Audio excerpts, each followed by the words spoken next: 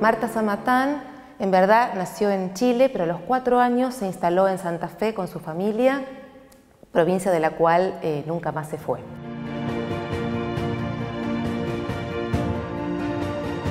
Nació junto con el siglo XX y hay algunas cosas que me gusta mucho destacar de ella. En primer lugar, que jugaba al tenis, que manejaba su propio auto, que eligió no casarse nunca y que era maestra. De hecho, siendo maestra, tuvo su primer encuentro con la dura realidad a los 20 años, cuando por participar en una muy importante huelga docente en 1921, fue cesanteada y trasladada a una escuela de un barrio marginal de Santa Fe.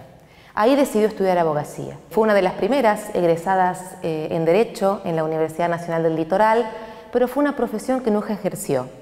De todos modos, yo pienso que tomó muchos elementos de esa formación para la que fue, a partir de ese momento, su interpelación permanente a las mujeres. Era sorora y solidaria, es decir, tenía una clara perspectiva de clase para pensar los problemas de sus congéneres.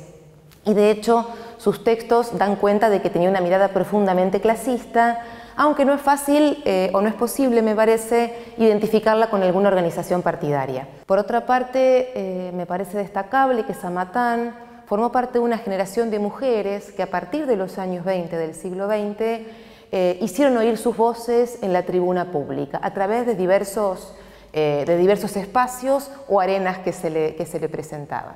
Una de ellas fue una sostenida militancia en los frentes antifascistas, que fueron muy importantes en la Argentina y muy importantes también aquí en Santa Fe, en los cuales las mujeres tuvieron una presencia claramente destacada. Y Samatán fue una de ellas. Y articulaba muy hábilmente sus textos hacia las docentes, hacia los maestros, hacia los padres y las madres de los niños y las niñas que se estaban educando. Me atrevería a decir que fue uno de los primeros tratados en educación sexual en los que interpelaba a los maestros, a los padres y a las madres para que no tomaran la educación sexual y las cuestiones del sexo como un tabú, que eliminaran, ¿no?, la moral convencional y hablaran con los niños y las niñas de la manera más franca de eso que era lo que ella llamaba parte de la vida. Y le preocupaba mucho la educación, le preocupaba mucho la educación de las mujeres. Y esto es muy visible en una publicación de la revista del Partido Socialista que se llamaba Vida Femenina, la revista para la mujer inteligente. Y allí Marta Samatán publicaba periódicamente una columna llamada Cartas a una mujer joven. Otras eran Cartas a una mujer. En esas cartas, en esos textos de un fuerte carácter pedagógico, incluso a veces aleccionador, Samatán apelaba a problemas que ella veía en su cotidianidad. Por ejemplo, hablaba de lo que en ese momento se llamaba trata de blancas, ¿no? La explotación y el tráfico de mujeres con fines sexuales. En otro momento llamaba a las mujeres a formarse, a estudiar, a no ver el mundo a través de los varones, ya sean maridos, esposos, padres o curas. Las invitaba a ser sororas.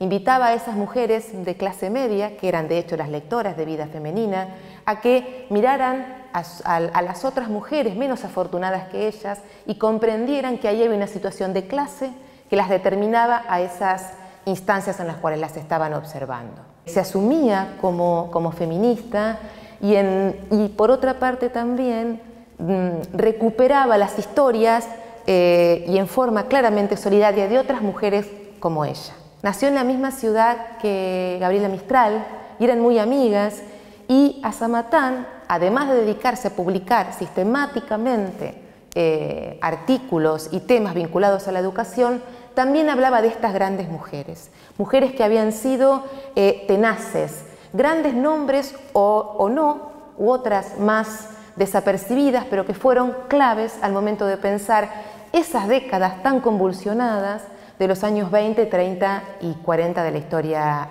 argentina. Ella dice: ha de surgir un día el historiador, o mejor aún la historiadora, que ponga de relieve las figuras descollantes de esa gran cruzada, figuras ridiculizadas por el medio ambiente de la época, objeto de burlas y sarcasmos crueles, cuyo desesperado heroísmo no logró conmover el ceño de la tradición. Esas mujeres desafiaron los atropellos, las afrentas públicas, la cárcel y hasta la muerte. Me parece que esto, que es un texto de batalla, podríamos decir, da cuenta de que las primeras décadas del siglo XX han sido pródigas en movimientos que tuvieron como protagonistas a las mujeres. Por supuesto que es una historia también transitada de silenciamientos, de sometimiento, pero también de resistencia y de algunas conquistas. Y en ese sentido es imposible pensar la presencia de estas mujeres en nuestra historia si no hubiese sido por el tesón del movimiento feminista, que recuperando sus historias del presente intentaron traer precisamente a este presente aquellas luchas de nuestras antecesoras sin las cuales no estaríamos en el lugar en el que nos encontramos hoy.